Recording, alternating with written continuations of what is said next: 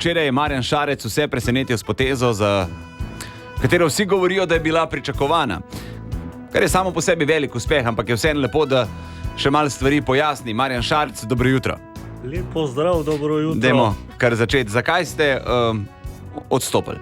Ja, poglejte, tako ni šlo več naprej. Kako naj pečem krofe, če mi skozi v kuhinjo vletavajo? Jaz tam mesim testo, mesim in pol mi non-stop vletavajo. Pa Židan, pa Rjavc, pa Bratušek, da naj dam not vanilino kremo. Pa kako vanilino kremo? Vsi vemo, da so krofi najboljši z marmeladino kremo. Zmenili smo se, da bo marmelada, ne mi zdaj z vanilino kremo vletavati. Ali bo marmelada, ali pa nič. In pol pa odstop, ali kako?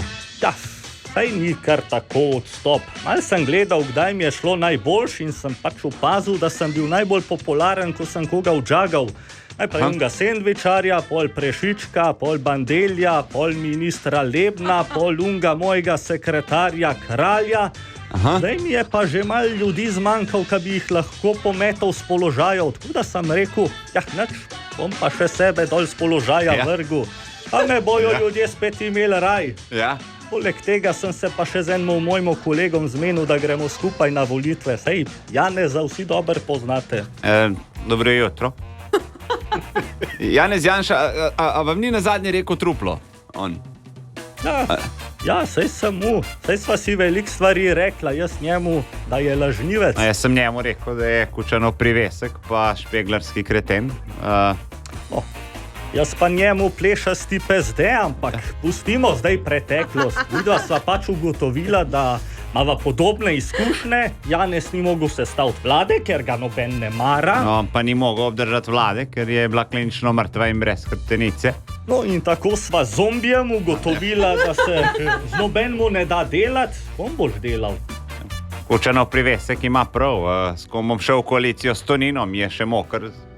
Za ušesi sem sranje dela, pa s Kamnika ni nikoli nič dobrega prišlo, tako da. Ja, no, bolj imaš Desus, na njih se ne moreš zanesti, še ko sprejmeš podkupnino iz Patrijene, a ne, Janez? Ja, potem imamo SNS.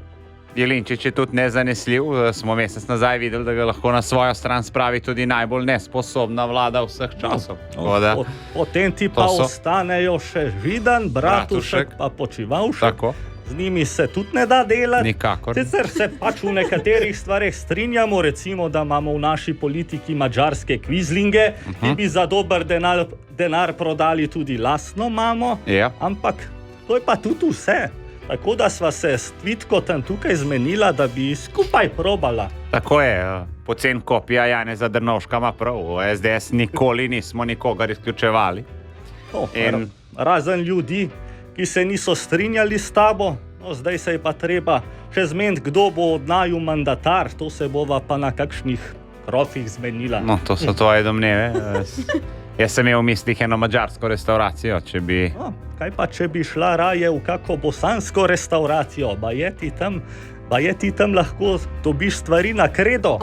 V glavnem, samo še eno malenko se zmeniva, pa bo pa to najbolj trdna vlada vseh časov. Jaz bom začel kar zajca loviti, Janez ti pa ražen za kur.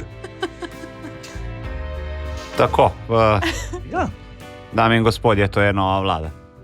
Bogi mi. Seveda je, to je nova vlada na javnem posvetu o tehnologiji 5G, pa že beremo Davdiča tekst. S 4 prijatelji.